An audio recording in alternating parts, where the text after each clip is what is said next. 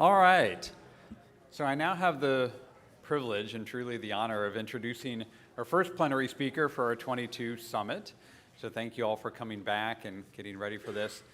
So we have the real honor, privilege, joy of having Dr. Laura Evans coming to speak with us today. Many of you may know Laura. So she's a professor of medicine and the director of critical care at the University of Washington in Seattle. Her history is that she was there for some of her training and then was in New York and helped with the early pandemic response and actually was moving back to Seattle around that time. But you may know her because she's one of the people who actually went back to New York and continued to help with the pandemic because she had worked at Bellevue and New York in the early phases of the pandemic, needed a lot of help, and her expertise was valuable there. Some of that was actually characterized, maybe not that exactly, but in the New York Times. So you may recognize her photo from that and a lot of the write-ups. And it's an incredible article because it highlights a lot of the things that she's done, which she's really not probably going to talk about today, because we've asked her to talk about sepsis and sepsis management. And we've done that because she's been the global leader for the Adult Surviving Sepsis campaign for the last few years. And she will talk to us about the 2021 guidelines, which came out last year, and give us the update on what's new in that, what's not new, and what the evidence lies, and where we can sort of make some of these changes. So thank you, Laura. We really are very much enjoying having you here. So thank you, and I'll welcome you to the podium. Thanks. Thank you. Hi, everyone. Thanks so much, Dr. Martin, for the invitation and the introduction. It's a huge pleasure to be here, both for personal and professional reasons, but it's really, really lovely to see friends and colleagues that I haven't gotten to see in person in a really long time, and that's a real joy, as well as to meet new friends and colleagues. So I hope to have some really good interaction about this topic. Like Greg was saying, this is hopefully we can have some interaction around this piece. There's some poll everywhere questions interspersed in this, and I'm gonna try also recognizing that I'm the only thing standing between the group and lunch. I'm going to try to not take the entire time with talking and leave some time for questions at the end and interaction for that piece. So, moving right along, I don't have any financial conflicts of interest to disclose. My involvement in the Surviving Sepsis campaign has been supported by the Society of Critical Care Medicine, which has been fantastic from that. But I do think it's important when I'm starting this talk about sepsis treatment and guidelines is that I do have, you might say, an intellectual bias, you might say potentially intellectual conflict of interest, is that even preceding my involvement in the Surviving Sepsis campaign, I really believe that sepsis quality improvement efforts have improved the care of patients with sepsis, both in the United States and globally. And I think that the guidelines are an important component of that. They're not the entirety of sepsis quality improvement, but I think they are an important component of how we collectively as a field and a profession of medicine move forward to take better care of patients with sepsis. Now, I do also, before I really kick off, I want to acknowledge the professional societies that support the Surviving Sepsis campaign. So they're supported entirely by the European Society of Intensive Care Medicine and the Society of Critical Care Medicine. There are also numerous other professional societies who participate in the development of these guidelines. And I think they're relatively unique in that perspective, in that there's about 26 other professional societies who have participated in the development, sending representatives to the process, and really from the very beginning of the inception of what questions are we going to ask and try to provide guidance on within this work product, to approval of these. And so I think that's a very unusual thing to get that many professional societies to sort of agree or endorse on anything. We know how hard it is to get people to agree on just about anything. So I think that's a real share. It's a huge amount of work from that, and you'll see there's about 60 people who participated in this process. And one that I really want to highlight, and I'll highlight throughout, is the participation and engagement of public members from that. And that's something that has really moved forward in sort of the guidelines development process, is saying it shouldn't be a bunch of just doctors, nurses, respiratory therapists, pharmacists sort of sitting in a dark room issuing guidance, that we need to talk and involve in the process the people who are affected by these guidelines. And so this is not just a surviving sepsis issue, but this is about guidelines in general, is that we need the patient and the public voice in the process. Because I have my own ideas about what's important about sepsis, right? And I also recognize that a patient's perspective about what's important to them is equally, arguably much more important than my perspective on what's important in sepsis. So involvement of that. So we had a really great team of public members involved in this process as well. So hopefully everybody in the room has heard of the Surviving Sepsis campaign. What it is it started 20 years ago now, which is really hard to believe when you look back, but how time has both flown and also sometimes seems like it goes really slowly when you're in the midst of a COVID pandemic. But so the Surviving Sepsis campaign started in 2002. And what it really started with was several people at a meeting, from representatives from SCCM, representatives from the European Society, and people said, you know what, we think sepsis is actually a really big problem. And I was a PGY1 intern in 1999, and I remember people being like, we would admit people to the ICU and be like, oh, they just have a little bit of sepsis. And I would give them 250 cc's of crystalloid, and I would kind of like check back several hours later, right? And I wouldn't think necessarily about, I knew antimicrobials were important, right? But I wouldn't have this kind of clock in my head that was running to say, what I do and when I do it really matters for these patients. And so I think this group of people getting together 20 years ago to say, you know, we recognize that sepsis is a public health burden. We recognize the impact that it has, that our outcomes, honestly, were pretty terrible. Right? We were talking mortality rates from septic shock of upwards of 50 to 60% for hospital mortality. And saying we're going to focus, we're going to pull people together, we're going to pull stakeholders in, and we're going to focus, and we're going to try to improve outcomes of patients with sepsis. So that was really where this started. And guidelines all along were sort of put into this process as one way of offering people at the bedside tools to help us take better care of patients with sepsis. And so the guidelines have happened on approximately every 4-year schedule or so. The first ones were published in 2004, then 2008, then 12, then 16. And we gave ourselves an extra year because the pandemic kind of slowed us down a little bit, so we got them out in 2021. So it's sort of off the 4-year cycle, but in that kind of realm from that. There's been other elements involved in this as well, but today we'll focus on the guidelines from that. I hope that everybody recognizes some of the roles of guidelines in this, and I think there's ample evidence base now to say that the guidelines have improved patient care and outcomes. These are just a few selected publications that represent that, but the guidelines really have improved the way we take care of patients, I think. They've come in for some criticism as well, which is not unfair from that, but I think we've learned more with the process, and I think I'll take you through a good amount about, not to put you to sleep before lunch, but rather I think it's important. I'm going to spend the next maybe 10 or 15 minutes or so kind of doing a little bit of a deep dive into the methodology of guidelines. And for any methodology and the nerds in the audience, you're totally welcome. For the rest of you, bear with me. But the reason that I want to do this is I think it's important when we say not all guidelines have the same rigor and robustness to them.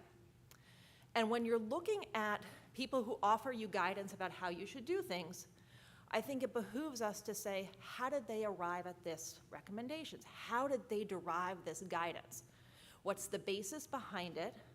Who's involved? What patients are involved? And it will help me as a reader of guidelines, or you as a reader and applier of guidelines, to better know how do these guidelines make sense for the practice that you have. How do they make sense? What would you adapt? What would you not adopt from these guidelines? So really, I think understanding them a little bit is really worthwhile when you think about how does this influence what I do at the bedside from that. So this is a very full slide. It represents some of the process here around these guidelines. And so what you can see on this is that there's about 60 people involved. We have 6 groups of questions within the guidelines that we thought as a panel were kind of the most important domains around sepsis to address. And those were around screening and initial resuscitation. They were around the management of infection, hemodynamic support, ventilation, adjunctive therapy, and goals of care and long-term outcomes. We also importantly, and this is why I kind of dwelled on the conflict of interest at the beginning, the management of conflict of interest is really important, right? Because you want to know what people are bringing to the table as they sit on this. Their voices are important in this process. So what are they bringing to the table? And so our conflict of interest management was chaired by two former presidents of SCCM and ESICM, respectively, Craig Coopersmith, who's here at Emory, and Massimo Antonelli, who is in Rome from that. The guidelines panel itself was about 60 people. Let me actually go back one slide, if I may, from that. And one of the things that we tried to focus on was also trying to make the panel a little bit more inclusive and a little bit more representative. And the reason behind that is that I think we're all aware of the sepsis public health problem in the United States because we see it, right? We see it in our daily jobs. But we're also should be very aware that the global burden of sepsis is not uniformly shared, and that the global burden of sepsis is actually overwhelmingly disproportionately higher in low and middle income countries, particularly among sepsis in children, but also among sepsis in adults from that. So we are actually relatively insulated here in the US despite as much sepsis as we see from that. So we tried to assemble a guidelines panel that didn't just represent North America and Europe, but rather incorporated members from low and middle income countries in a way that I think was really important. It's not proportionate to the burden of sepsis, but I think it's a step along the way. And we also tried to achieve much more diversity in terms of gender representation amongst the guidelines as well. So just diving in a little bit into the guidelines development process. Anybody here actually been involved in the development of guidelines? Okay, great. So one of the ways that we start with this is typically to evaluate the evidence. And we have to start by asking, what do we want, what are we trying to provide guidance on in these? So what are these questions that we're going to try to provide answers to? And the way we frame those in guidelines is this concept of a PICO question, which is a standardized format by which we ask the question so that we can be sure that we're looking at all of the relevant literature in that domain. And PICO stands for patient, intervention, control, and comparison rather, and outcomes. And so if you say, I might be looking at a patient population of all patients with sepsis, I might be looking at a patient population of just septic shock, depending on what question I've asked. Intervention, I think, is fairly intuitive. What am I studying here? What's the comparator group? And what outcomes they are from that. So that's how we start, and then we look at all the evidence from that, and then at the end, we end up on this far end on the right, which is making recommendations, drafting them, peer review, dissemination. And there's all this soup in the middle, which is where the action happens from that. What we did with this revision of the guidelines was try to make that process a lot more structured and a lot more transparent to the reader. So you know from when you round in the ICU, right, that you might have people who are debating the same study, right, and what it shows. So, I may talk to Dr. Martin, he may say, oh, this study shows something. That's not how I interpreted it. I think it shows something else, right? So the question is, how do we then take these differences of opinions of interpretation of the same literature and turn that into a recommendation or guidance from that? And using this evidence to decision framework is a way to help us get there, to do that, and to try to make the process of the decisions more clear about how we arrived at them. There are 4 statement types that we ended up making in these guidelines here. The first is called a best practice statement, which kind of you can think of as sort of like a mom and apple pie statement, right? So things like my personal favorite recommendation from the previous revision of the guideline is sepsis is a medical emergency and treatment and resuscitation should begin immediately. Right? That's kind of like, well, duh, right? But we sort of felt like it needed to be said, and 2, it meets the criteria for a best practice statement because you can't design the trial that says, I'm going to test sepsis as a medical emergency and treatment and resuscitation should begin immediately. Who's going to sign up for, I would like my sepsis treatment to be delayed, please. Right? So that's the idea of what categorizes a best practice statement. Then there are strong recommendations, and those are graded statements, so those will have a high, moderate, or low, or very low quality of evidence behind them. And those are phrased with the term we recommend. So you can just read the statement and understand whether it's a strong recommendation or a weak recommendation. There are then weak recommendations, which sometimes also get referred to as conditional recommendations, which is a we suggest. And then there are questions where, despite everything that we did, pulling all the literature, reading it all, doing the systematic reviews behind this, where we said, we can't make a recommendation. There just isn't clarity, sufficient clarity in the literature in the state that it's in, that we could issue that. And so that's sort of this category of insufficient evidence where we issue no recommendation. And I like to think of both areas around weak recommendations and no recommendations as kind of this call for a research agenda. Right? So for those of you who are involved in clinical research or looking to get involved in clinical research, you can think about these as areas where, boy, it would be really nice to have more certainty of what the data shows us at this time so that we can increase our quality of the data and increase the strength of our recommendation and our certainty in the effects of an intervention from that. So you can kind of think of those as areas where we think further research is needed. I wanted to do the poll everywhere before we show the answer, and just kind of we'll do this sort of as like a pre-test type of thing here.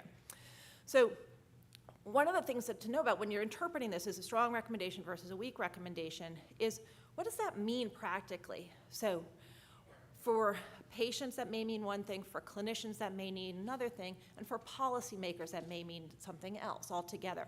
So if the guideline issues a strong recommendation, what does that actually mean? Does it mean you think some patients would want the recommendation, most patients would want it, patients would support a performance measure based upon this, or we really should follow it only in rare cases?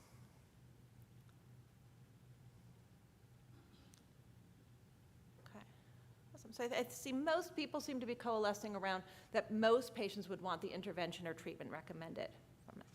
And that's kind of how we think about interpreting the implications of recommendations. And so you can think about this in terms of stakeholders, patients, clinicians, policymakers is the way we think about it. So strong recommendation means, from a patient perspective, means most patients would probably want this. A weak recommendation from a patient perspective means probably the majority would want this, but if the situation were different, some would also probably not want this recommendation. From a clinician standpoint, a strong recommendation means I really probably should do this in nearly all cases.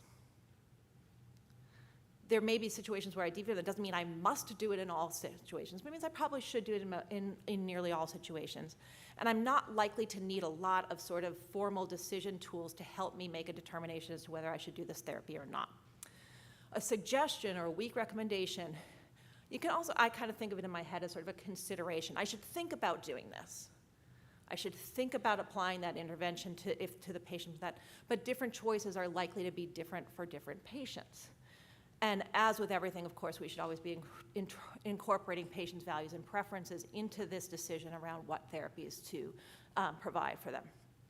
And then from a policy standpoint, and I think this is where the Surviving Sepsis Campaign guidelines have been a little bit controversial in some ways because they have helped lead to performance measures in the United States. Right? The guidelines themselves are not directly the performance measures, but the sepsis bundles that are derived from the guidelines have led to the implementation of SEP1, the CMS sepsis performance measure from that. And so in general, from a policy standpoint, a strong recommendation is probably more appropriate to incorporate into policy and performance measures, whereas a weak recommendation is likely not appropriate for policy and performance measures just because we have more uncertainty in that particular intervention. Make sense? Okay. We're almost through the methodology part. I promise it's worth it from that. When we approached these guidelines here, what we did was figuring out, there's so many questions asked about sepsis, right? If I ask everybody in the room, what's your burning question about sepsis, I'd probably get 50 different responses from that. And so when we have to sort of prioritize what we're going to try to provide guidance on in this. And so the things that we looked at were, is there evidence of practice variability? And I think we heard about this in some of the earlier talks of that we all have different approaches to things. And we have different approaches, we think, when there's more uncertainty around what interventions we should provide. So we did an international survey and said, you know, where is the practice variability in how we approach sepsis? And there was a lot of practice variability around, do you use normal saline? Do you use lactated ringers? Do you use plasma light? What type of fluid do you use for resuscitation? There was almost no variability in what's your first choice vasopressor for sepsis. I think 94% of our population that we surveyed said norepinephrine is the first choice from that. So we looked at an element of practice variation. We looked at the opinions and the assessment of the panel member expert input. And then we looked at what was included in the previous guidelines and where there was still an evidence gap from that. So to sum up the sort of big concepts of what's different in this revision of the guidelines compared to previous ones is we have a greater emphasis in the panel on gender diversity, geographic diversity, and economic diversity of country of origin. We used questions selected from this international evaluation of practice and uncertainties. We have a whole new section on long-term outcomes after sepsis. And this, I think, is a huge leap forward, because I think as we've all started to think beyond just surviving the ICU, right, is not necessarily good enough. That's not the marker of success. It's a component of success. But as we learn more and more about what happens to patients when they survive sepsis, when they go home, what is their ability to return to their previous lives. So we have a whole new section on long-term outcomes, and we'll kind of spend a little bit of time in that domain from that. And I think that's a huge area where you'll see there's a lot of no recommendations and there's a lot of weak recommendations that suggest this is an area where we need to focus on as a field to figure out how we can best serve our patients. Right. And then we use this evidence to decision framework. Okay. I am not going to go through all 98 recommendations.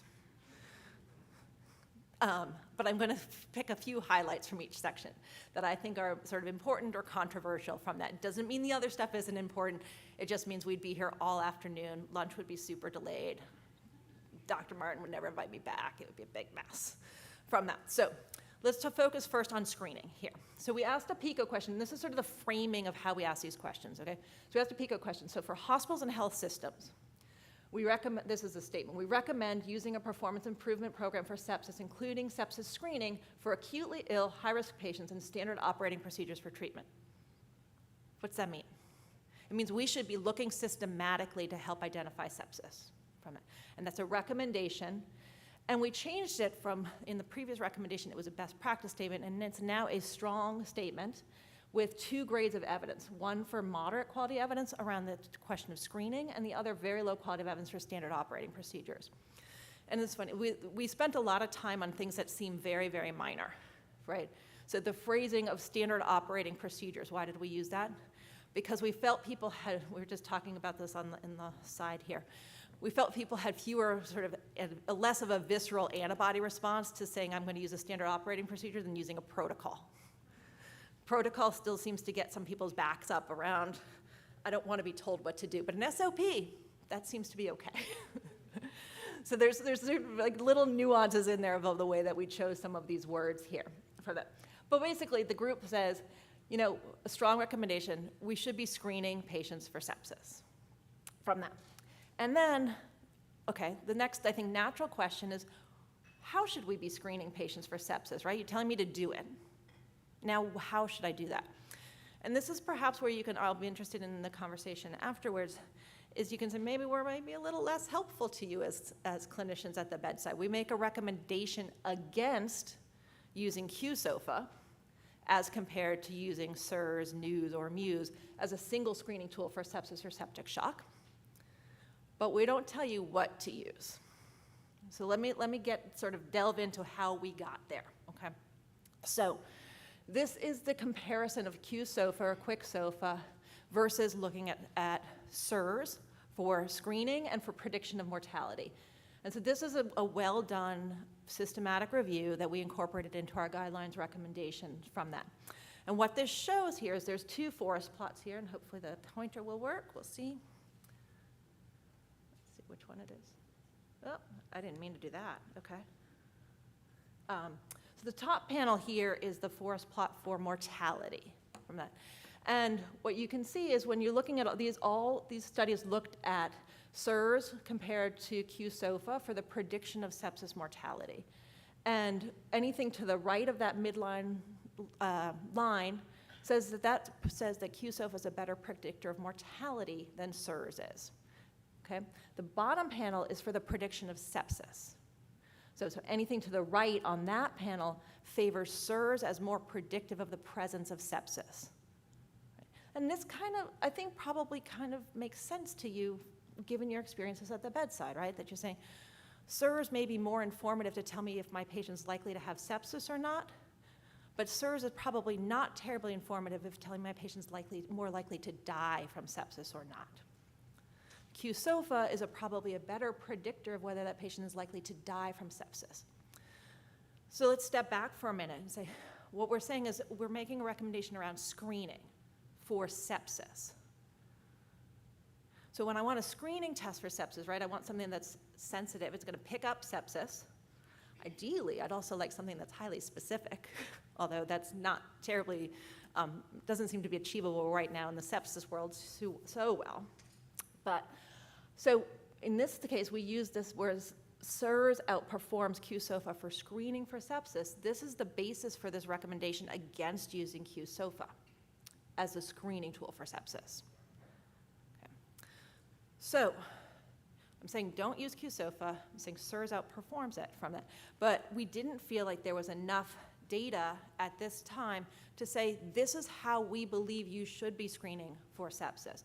If you're looking at, should I use SIRS-based screening? Should I use modified early warning scores, Muse? Should I use NEWS? Should I use a trademark product that one of the EHR vendors produces to help me screen for sepsis? There's not enough good comparative literature to say this is how we think this is the best practice of how to do this.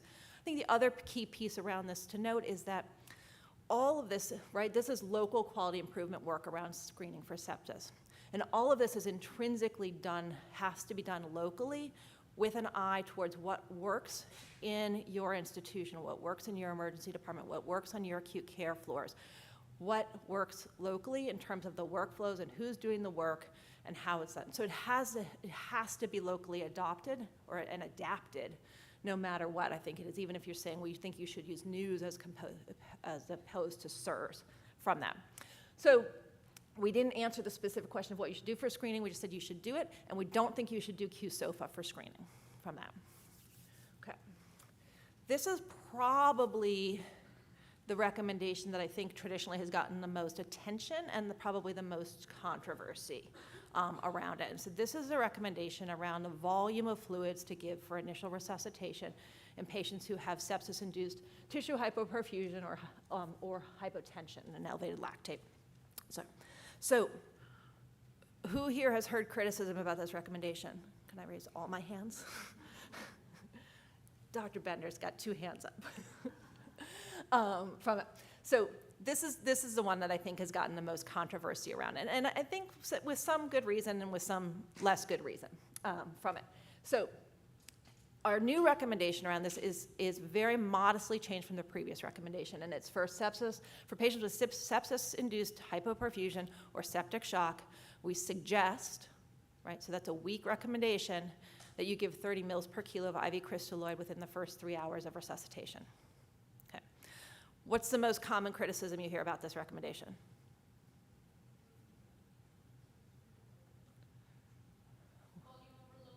Volume overload. One size doesn't fit all, right? Okay. So those are probably the most common ones that I hear, is that you're going to drown the patient, right? From that. So how did we arrive at this? This has been downgraded from a strong recommendation to a weak recommendation. The quality of evidence is deemed low from that. We looked at a ton of studies, right, around this. Does anybody know of a randomized controlled trial that was done to randomize patients to get 30 mils per kilo or not? No. Is anybody going to do that trial? Probably not. So when we have observational data, we automatically start with a low quality of evidence around that particular question. But there is a lot of observational data around this question, around what's the association between 30 mils per kilo and patient outcome from that. So there are several systematic reviews from that. This is, you'll remember, hopefully remember this. This was a really cool research design, which if you'll remember now, several years ago, the publications of the PROCESS, ARISE, and PROMISE trials, the 3 international multi-center randomized controlled trials that were done to investigate or confirm the early goal-directed therapy studies.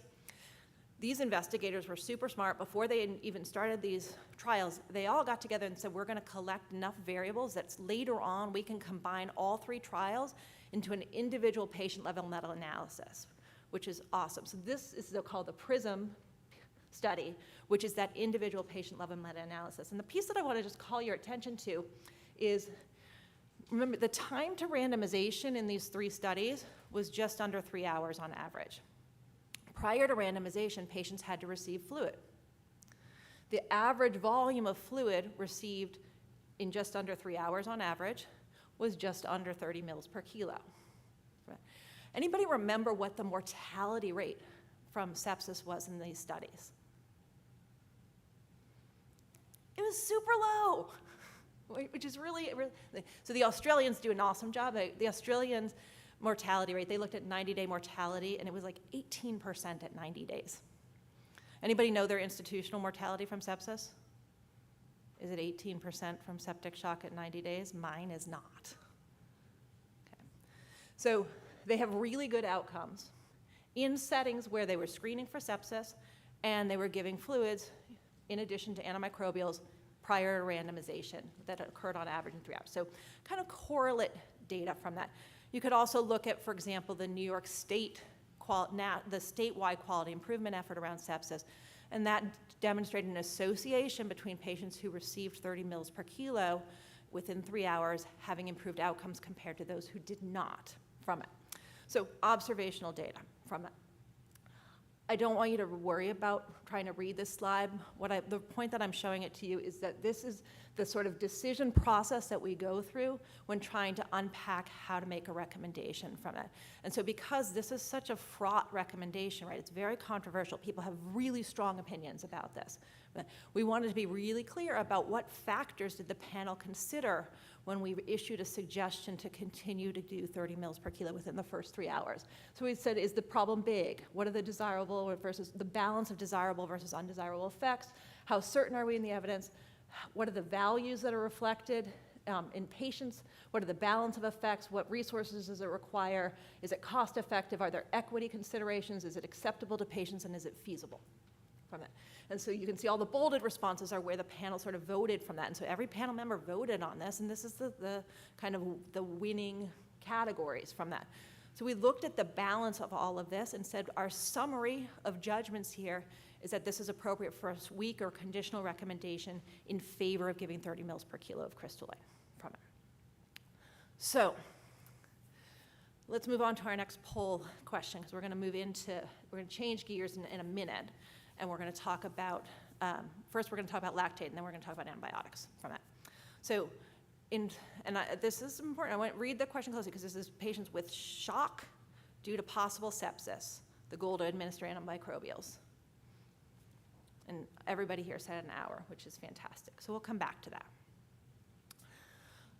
Continuing just on in the initial resuscitation phase here, there's also, we issued a conditional recommendation, a suggestion based on low quality of evidence that for adults with sepsis or septic shock, we think you should guide your resuscitation with the eye of decreasing serum lactate in patients who have an elevated lactate versus not checking it.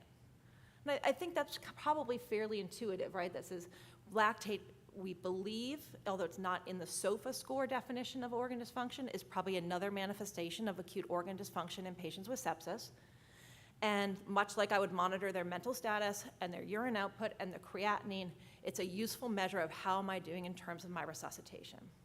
So we think you should measure a lactate. If it's up, then you should go re-measure it with the eye of decreasing it as part of your resuscitative efforts from that. Again, the next piece here is a new PICO question that I think is really cool, because it both reflects, I think, the reality of everything we do, right, has issues around cost, it has issues around availability, and particularly when we're talking about a clinical syndrome like sepsis that is disproportionate in low and middle income countries. There are a lot of low and middle income countries where you can't measure a lactate from that. And so we have the new results from the Andromeda Shock trial that looked at comparison using capillary refill time as a measure of how you're doing in terms of your end organ perfusion and resuscitation attempts from that. And so it's only a single study, So we downgraded it from moderate to low quality of evidence, but we do suggest using capillary refill time to guide resuscitation as an adjunct to other measures of perfusion from that. Anybody doing cap refill time routinely in their practice? I see a couple hands. Pretty easy, right? Did you find it useful? Yeah, it's interesting that it hasn't achieved a lot of adoption, sort of widespread from that, but I encourage it. And one of the things that I really like about it as well is, if you remember back to my 1999 PGY1 self when I ordered 250 cc's of crystalloid and walked away and came back in several hours, right? If I am checking the capillary refill time, what does that ensure that I'm doing? Sure as I'm getting back to the bedside, right? And I'm looking at that patient.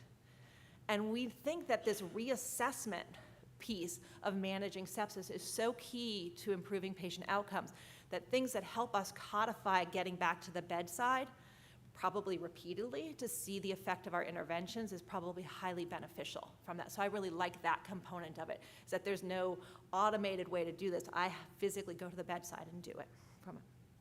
Okay. Initiation of antimicrobials. You all rocked this question from it, but I want to spend a little bit of time unpacking this because this has changed a little bit in terms of nuance from the previous guideline revisions from that. And this is an infographic that's available both in the published guidelines as well as on the website from it. But we got, there's this tricky balance that we're trying to strike, right? We know that timing to appropriate antimicrobial therapy in patients with sepsis is a key determinant of outcome. We also know that we have hugely increasing global problems with antimicrobial resistance, right? And so trying to be good stewards of the resources that we have in antimicrobial therapy is a good part of being a team player in our medical community. And so we want to balance getting patients antimicrobials when they need it and get them fast when they need them, and not overusing antimicrobials to the extent that we can to lessen the driving pressures around antimicrobial resistance from it. And the reality is, anybody here spend time in the emergency department? We all know that patients very rarely come into the emergency department wearing a big label that says, I have sepsis, please give me antimicrobials, right? We don't have a good diagnostic test for sepsis, and it's a clinical syndrome that can be difficult to recognize and can sort of masquerade as other conditions, and other conditions may mimic some of the signs and symptoms of sepsis. So we're both framing this that we have a time-sensitive therapy, and we often have clinical uncertainty over how likely is this patient to have sepsis. And we're trying to balance those factors from it. So when you look at this picture on the right, you kind of have two axes to it. And on the y-axis, you have two categories, one where sepsis is definite or probable, and the other where sepsis is possible. And so those are phrases that are meant to convey the level of certainty that we have that sepsis is responsible for what we're seeing. So sepsis is definite or probable. I'm pretty sure, or I'm very, very sure that this patient has sepsis. Sepsis is possible. It's on my list. It's part of the differential. I'm not totally sure. It may not be. And then on the x-axis across the top, I have essentially a marker of how sick is this patient. And we define that for the purposes of these recommendations as the patient is in shock or the patient is not in shock, present or absent from that.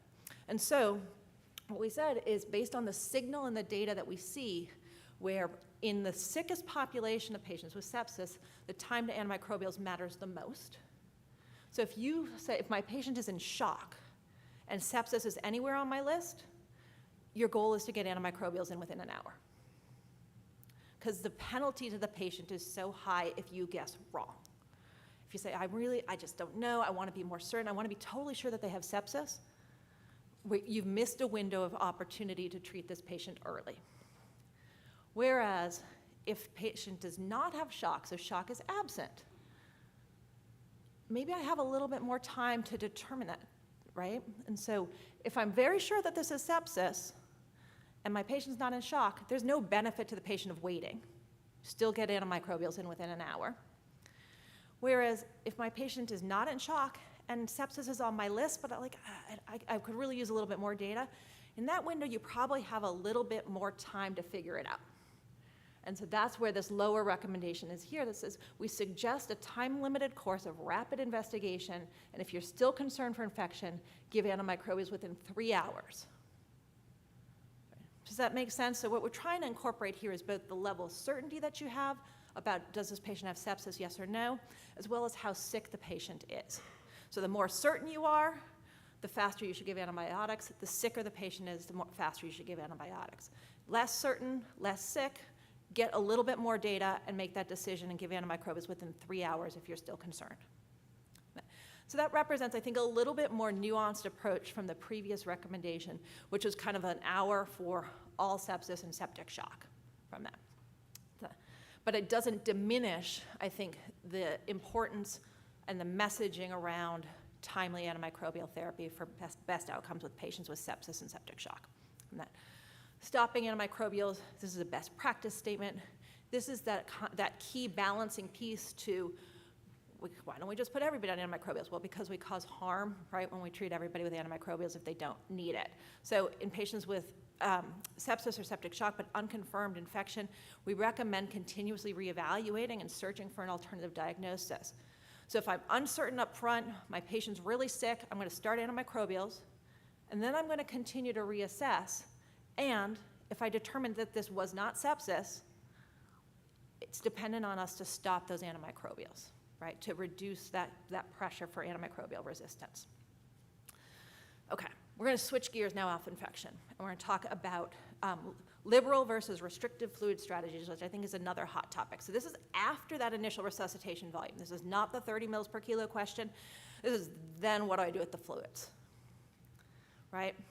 And I think we're all mostly aware that there is a lot of observational data that suggests that patients who have a higher fluid balance or have a positive fluid balance over the course of their ICU stay have worse outcomes than patients who don't have a positive fluid balance. Right? That's observational data, it's an association. And I think most of us can probably think of why that may be true, but we can also probably think of why that data might be what we call confounded, right? Why that might not be true from it. And the one thing that comes to my mind in those things is people who have higher fluid balance, somebody keeps ordering the fluids, right? Why are we doing that? Somebody thinks they're going to benefit from them, right? Hopefully. The other piece is it's probably very associated that people who are sicker get more fluids, and people who are sicker do worse. And so the association between positive fluid balance and ICU outcomes is definitely present. It's not clear that there's a causal relationship within that. But it's raised a lot of questions of how do we manage the fluids after this initial resuscitation, and should we be more conservative in our fluid strategy, or should we be more permissive in our fluid strategy from that? So we looked at a lot of studies, and you can see the punchline here, which is that we don't think we can make a recommendation after all of that. And the reason that we don't think we can make a recommendation on all of that is that, can you define liberal versus restrictive fluid strategies? I'm not so sure, right? And every study defines it differently. So we're not really comparing apples to apples across studies. Every study used a slightly different definition from that standpoint. So we didn't feel that there was enough data in order to make this determination around that. And you can see that in the meta-analysis that we did for the purposes of this, we included 5 trials within this. This does not include the classic trial, which was just published in June, and it does not include Clovers, because Clovers has not yet been released from that. But you're going to get used to looking at forest plots. What you can see is that line is directly on 0, so it favors neither restrictive nor liberal fluid strategies in this data that we have so far from it. So you have some leeway as clinicians at the bedside as to whether, you know, your personal interpretation of the data and your approach to being more fluid restricted or being more fluid liberal from that. Okay. The corticosteroids question, right? We've been studying corticosteroids for sepsis since, 1970 something probably? From that, we still don't know the answer, right? Of what to do with steroids and sepsis from that. We have a change in direction, though, of the recommendation here from previous ones. So in 2016, we issued a recommendation, a suggestion against using corticosteroids if you could support the patient with just vasopressors alone. And then, based on accumulating more large trials, so you can see all of them listed here, Vanish, adrenals, that we switched the direction of that. And so we're saying for patients with septic shock who have ongoing vasopressor requirements, we suggest using IV corticosteroids. And that's typically done in a dose of 200 milligrams of hydrocortisone or equivalent a day. And whether you want to give it in intermittent doses or via continuous infusion probably depends if you're in North America or in Europe. The Europeans like to give it via continuous infusion from that standpoint. So a suggestion for it. But that gives you a lot of room as the team at the bedside to say, to incorporate those patient values and preferences into that and say, does this make sense for this patient? It's not a must do, right? It's a consider, it's a suggest from it. Okay. Vitamin C, I threw this in there because I'm at Emory, and Emory was the main site for the Victus trial, which did not inform this recommendation because it wasn't published yet. So, but it probably doesn't conflict with this recommendation either from that. So we asked the question, should we use vitamin C? We issued a suggestion or weak recommendation against using vitamin C. We looked at 7 randomized controlled trials in this space that looked at mortality. We looked at renal replacement therapy and vasopressor use as other important outcomes from that. And Victus was published after the conclusion, so it's not included in this. There's our forest plot, and you can see it kind of spans that line of centrality from that. Given the absence of evidence of benefit, we issued a weak recommendation against giving it. And the idea was basically, if we don't see sign of benefit, we probably shouldn't do something. I don't think, my own personal belief is I don't think Victus changes this recommendation around it, and so that's where we are. Okay, high flow nasal cannula. I'm gonna try and leave time for questions here. High flow is taken off like crazy, right? I've never seen more high flow as we've used in the last 2.5 years with the COVID pandemic from that. Patients probably prefer it to non-invasive, right? And so we asked this question of, should we be using, in patients with sepsis-induced hypoxemic respiratory failure, should we use high flow compared to non-invasive from that? And we suggest that high flow can be used over non-invasive ventilation, preferentially in patients with sepsis and respiratory failure. From that standpoint, that's a new recommendation. It's based solely on one trial. So it's based solely on the Flora-Lee trial. We may end up with more data in that space, or it may just have been so widely adopted at this moment because of the use in the COVID pandemic that nobody's ever going to do another trial of non-invasive versus high flow, because high flow is in such widespread use. Okay, I want to close by talking about the long-term outcomes section here, which I think is to me personally, is one of the parts of this guideline that I'm the most proud of, because I think it really does focus us on the patient, not just on what we do in the ICU and the medicalization, but it focuses us on the patient. And the role of these public members on the panel were really key in terms of helping us look at what outcomes were important. So patients, our public members said, yeah, mortality is important. Of course I care if I live or I die. And you cannot forget that my quality of life is also really important. And so obviously survival with a good quality of life would be a patient-centered priority, not just survival alone. Makes sense, right? So we have a whole new section on long-term outcomes. There's, I think, 11 PICO questions in this. The spoiler alert is not one of them is a strong recommendation, which I think is a reflection of that this is a relatively new area for our research agenda to focus on what happens beyond the hospital and beyond the ICU from that standpoint. So for example, there is some data that guides us. So we issued a suggestion that we're offering written and verbal sepsis education prior to hospital discharge and in follow-up. That's based on very low quality of evidence. It's also really not that hard to do, right? Probably. I think really importantly, and I suspect we're going to hear a lot more about this subsequent domain as we move forward, is there's a best practice statement that we screen for economic and social support and make referrals available to meet those needs when we can.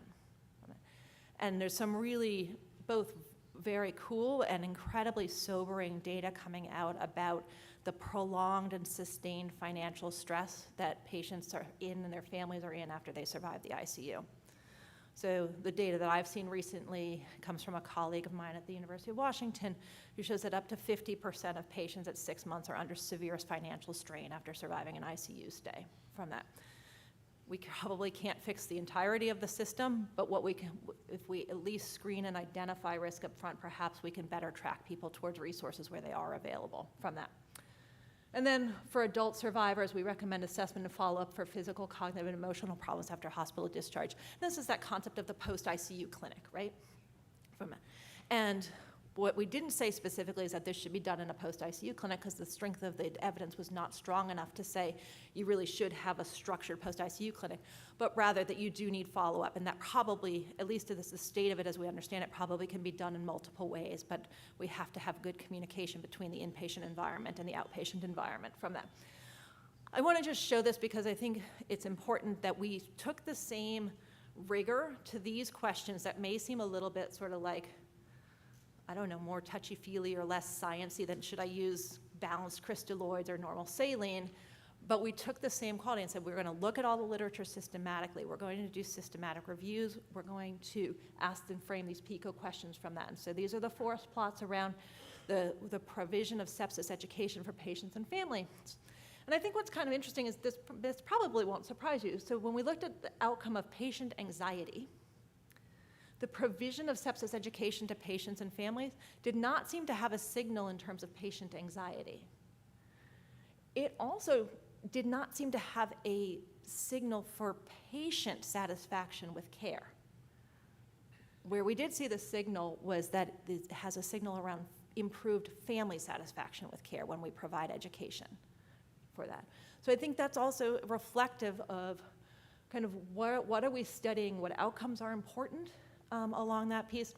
And I think all of us who take care of patients with sepsis recognize that patients with sepsis, right, are frequently not in the best cognitive space to receive education at the time that we're ready to give it from that. And so it may be, if we really want to target the highest intervention as we understand it right now, maybe to focus on the family for that interval of time that we see them in the hospital. So I'll close by just saying we have 93 recommendations. If you're looking for like a lovely bedtime read, highly recommend it. There are 15 best practice statements. There are 15 strong recommendations and 54 weak recommendations. So you can see the balance there, right? That we have a lot more weak recommendations than we do strong recommendations. And I hope that serves as kind of a call to action for people who have clinical questions in the audience to say, there's so much we have yet to learn. We've been at this 20 years. We've made a lot of progress. Sepsis mortality is reduced over time. We're making good progress, and there's still so much more left to learn. So there's lots of opportunity here for all of us to participate in this space. There's a bunch of new stuff in there. I think we'll see probably as we move forward more focusing on the longer term outcomes of patients with sepsis. So with that, I'm going to stop talking and hopefully take some questions.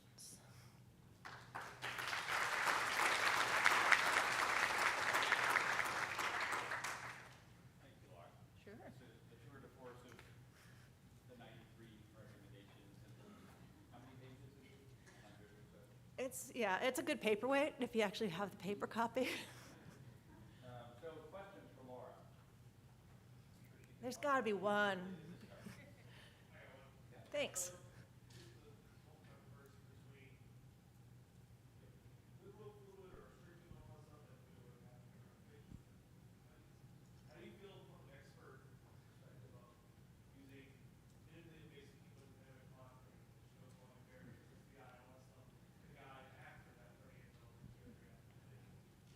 Yeah. Can you repeat the question? Yeah, I'll repeat the question if anybody can. The question was around, in the context of the uncertainty around more restrictive versus more liberal fluid strategies after the initial resuscitation. What, if any, role is there for non-invasive hemodynamic monitoring to help guide the decision making? Is that a fair representation? I think it's a great question. So we do make a suggestion for the use of dynamic measures of fluid responsiveness as opposed to static measures for fluid responsiveness, which I think kind of makes sense, right? We've all sort of moved away from CVP or blood pressure alone, heart rate alone as a measure of fluid responsiveness from that. as a guidelines panel, didn't make any recommendation on what particular dynamic measure to use, because the state of the literature as we interpreted was that there's no compelling evidence for one versus another approach. And so whether you choose to use echo and passive leg raise, whether you choose to use stroke volume variation or pulse pressure variation, or changes in impedance, that probably depends on what your local preferences are, your local expertise, and what you have available to you. I will tell you that personally, at the University of Washington, we don't use any of it. We basically, go to the bedside. We may or may not have an arterial line. Often we do. And so we'll do things like passive leg raise and kind of a bedside assessment of pulse pressure variation, but we don't use any of the commercial devices at UW from that standpoint. There are lots of people who do from that standpoint. And I think the key is whether it's the technology or this going back to the bedside and thinking about it, that makes a difference for patients, I think is going to be very hard to prove.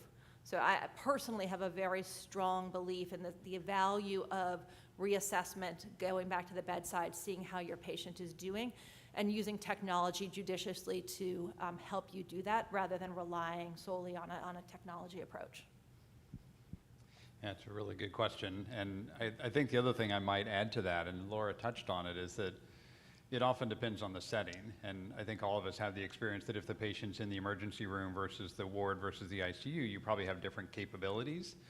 So if you're going to use something to try and measure it, you mentioned non-invasive strategies and different dynamic things, it really depends a lot on where the patient is, right? So what you have access to help guide your care, and that's going to vary from place to place for the patient and place to place in the institution you're working in.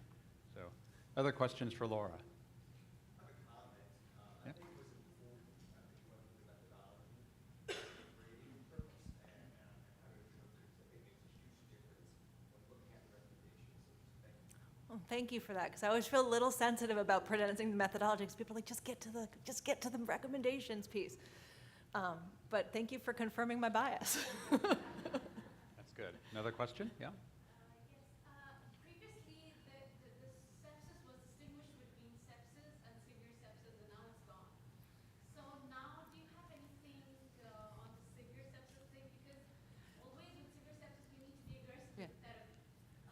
But with sepsis, because we are kind of still following the severe sepsis, but we have to give an aggressive treatment therapy.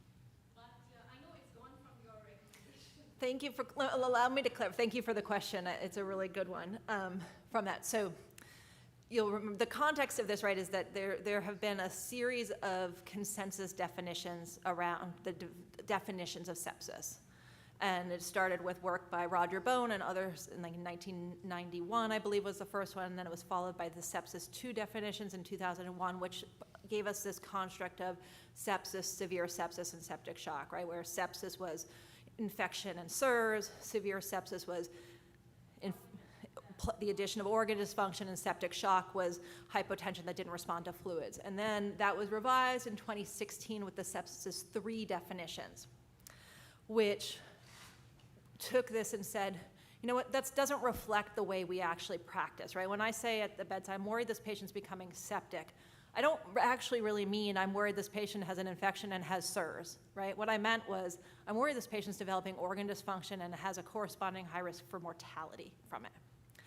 So the sepsis 3 definitions removed this idea of severe sepsis and just said sepsis is infection with infection. It's a dysregulated host response, right?